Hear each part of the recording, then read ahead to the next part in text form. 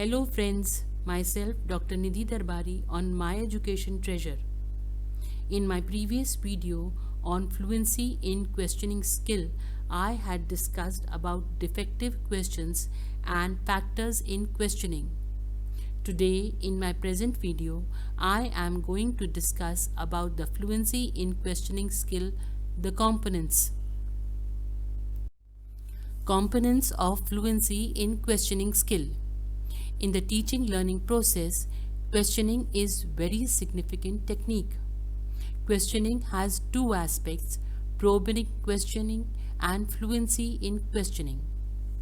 Probing questioning refers to the depth in a student's response by asking a series of subsequent questions. Fluency in questioning refers to the rate of meaningful questions asked per unit of time by the teacher. The components of the fluency in questioning skill may be understood by placing them into their twofold division: structuring of questions and presentation of the questions to the students. Structuring of questions.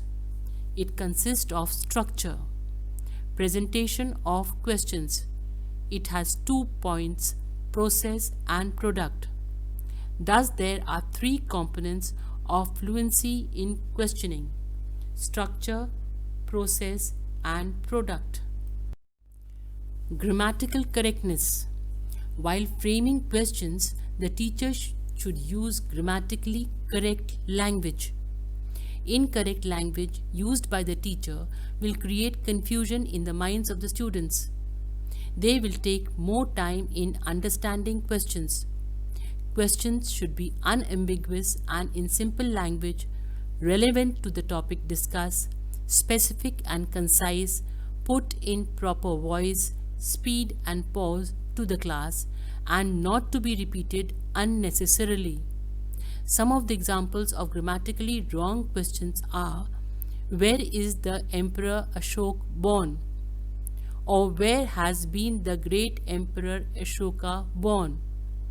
When did Olympic Games started? Who teach you science?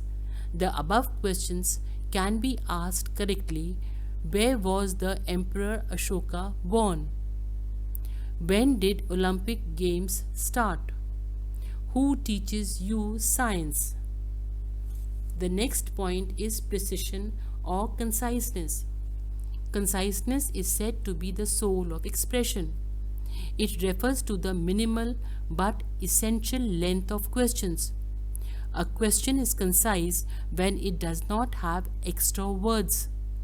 The example of incorrect questions are: can you tell the name of the Mughal emperor in whose regime the Taj Mahal was constructed? Does anyone know when did India get freedom? Who can tell me the name of the President of India? Can you tell me which is the most beautiful building in India? The teacher should frame the questions in a precise and brief way, like: name the Mughal emperor who constructed the Taj Mahal. When did India get freedom? Who is the President of India? Which is the most beautiful building in India? In the first set of questions, the teacher diverts the attention of the students and wastes much of his time in speaking by using extra words. Does anyone know? Who can tell me? Can you tell me? Etc. Questions should not be so brief that it loses its identity of conveying the desired sense. Relevance. Questions which are not related to content being taught is irrelevant. There stands no use of irrelevant questions being framed and put to the students at any stage of the lesson. Irrelevant questions may become a hindrance in the process of teaching learning by getting them away from their learning path and making them confused in responding. Therefore, a teacher should ask the relevant questions so that the students may answer the questions correctly and quickly. An example of this is teacher is teaching a lesson on celebration of Republic Day. The teacher asks the students the question, when do you celebrate Republic Day in your school? The students answer, we celebrate Republic Day on 26th January.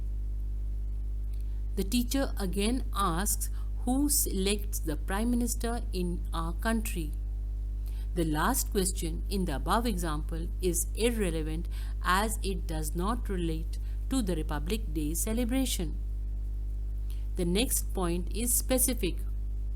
Specific questions call for a single answer and are easy to answer.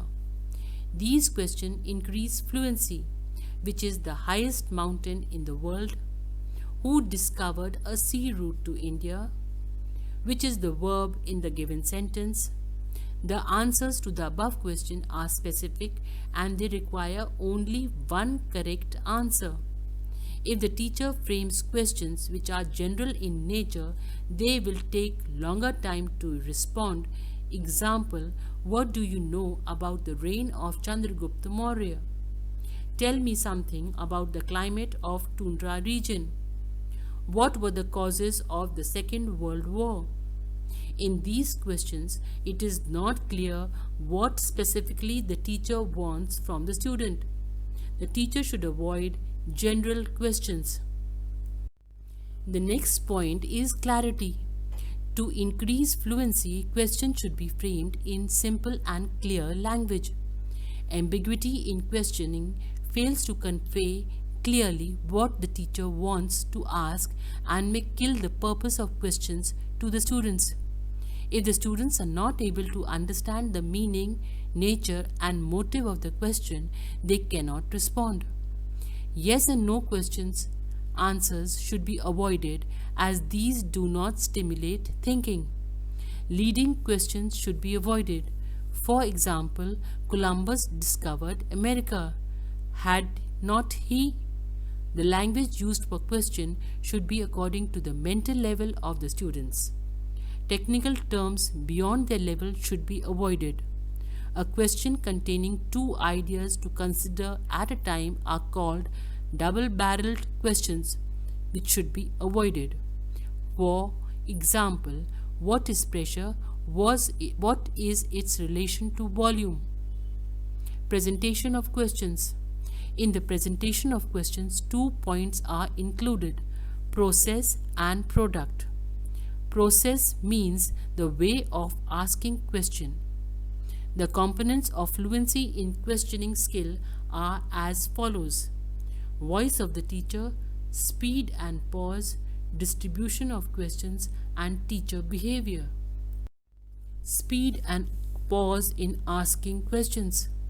In the process of questioning, speed should be used appropriately by providing sufficient pauses, and the voice of the teacher should be clear and audible to the students.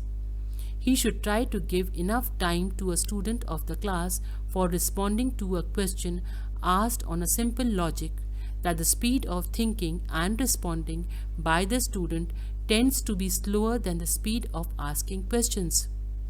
The teacher should adjust the speed of asking questions in such a way that the student gets sufficient time to understand the question and think about its answer.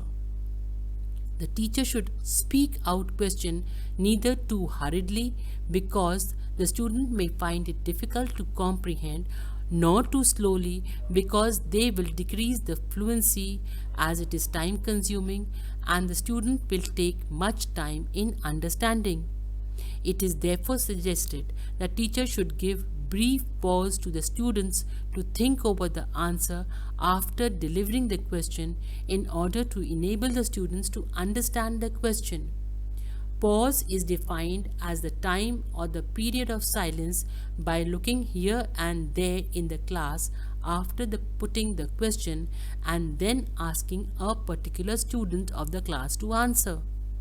An example where the teacher gives sufficient time for the student to think is: teacher asks how many colors are there in a rainbow. After a brief pause, he points out to Suman Suman, there are 7 colors in a rainbow. Teacher, which colors are there in the rainbow? The teacher pauses for a while and asks Sita to answer. Voice of the teacher. The voice of the teacher is another criterion related to the process. A teacher should present the question in the class in a clear and audible voice which can be properly heard by all the students sitting in the class and in a friendly manner. If the question is not asked in a raised voice, the student may not follow the question. They may ask the teacher to repeat the question, which will decrease fluency in questioning. The teacher should be careful about the proper accent, tone, pitch, and rhythm of the voice along with gestures and other non-verbal expressions while asking questions. Repetition of questions by the teacher. Fluency decreases by unnecessary repetition of questions by the teacher. Questions repeated in different ways confuse the students. The student may not understand what the teacher expects. The student come to know that the teacher repeats the question so that they get into the habit of attending to the question only at the second time. Much of the time is wasted in the repetition. The students become inattentive and may not give proper response. To increase the fluency, the teacher should avoid repeating the question. If you found the video to be informative and interesting, I request you all to please give a like to the video to motivate me, share it with others and subscribe it so that whenever I upload a new video, you will get a notification. Repetition of answers given by the student. As there are some teachers who are in the habit of repeating the questions, similarly, there are some teachers who repeat the answer given by the students. If the teacher generally repeats the answer of the student, then other students get conditioned to listen to the answer only. They do not listen carefully when the other student is giving the answer. This results in more talk by the teacher and less participation by the student. In the example, the repetition of the student response is unnecessary. The teacher asks who was called the father of the nation. The student answers Gandhiji was called the father of the nation. The teacher says, yes, Gandhiji was called the father of the nation. Where was he born? The student answers, he was born at Porbandar. Teacher says, correct, Gandhiji was born at Porbandar. What was his father's name? The next point is distribution of questions. Questions should be addressed to the whole class instead of being put to an individual student. The teacher may provide opportunity to any one of them out of the raised hands of the students willing to answer the question, or may choose from the group of the students who had not raised their hands for the purpose. The teacher's choice must be fair and even throughout the class. Every student of the class must feel that he may be asked to respond to a question asked by a teacher at any time during the course of the lesson, and therefore he must remain alert to the things going on in the classroom. Teacher's behavior. A teacher must demonstrate a spontaneous and natural behavior while asking questions in the class.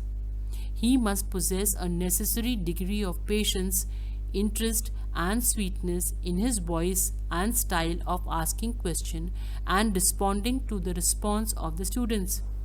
He should also try to refrain himself from the task of discouraging the students for their incorrect answer or for not responding. By all means, he should try to reinforce the responding behavior of his students through his pleasant behavior. In asking questions, he should also try to bring variety, novelty, and change in the mode and style of asking questions.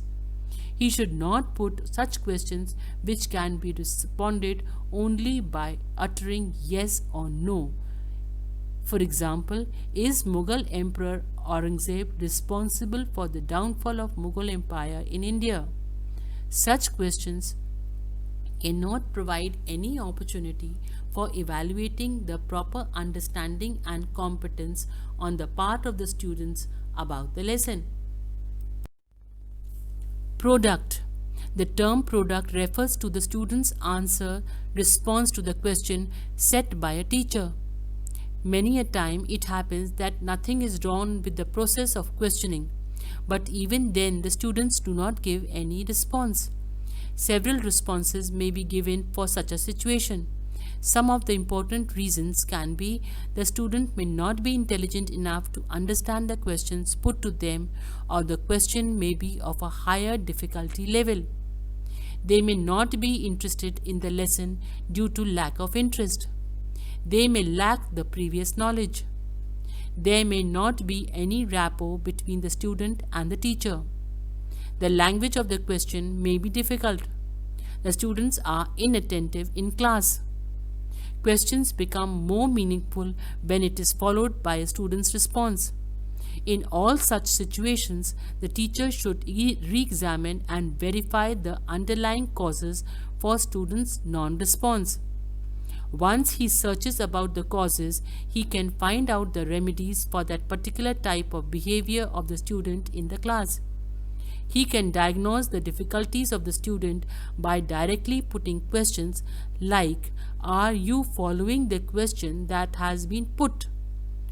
or "Are you interested in the lesson?" The teacher can know why the students are not responding to the question through the indirect ways involving close observation. The teacher may recognize the students' attending behavior in the class. Students may be inattentive due to fatigue, disturbing physical environment, etc. The causes, once located and remedied by suitable means by the teacher, should remove the non-responsive behavior of the student. Thank you very much for patiently watching the video, and don't forget to subscribe.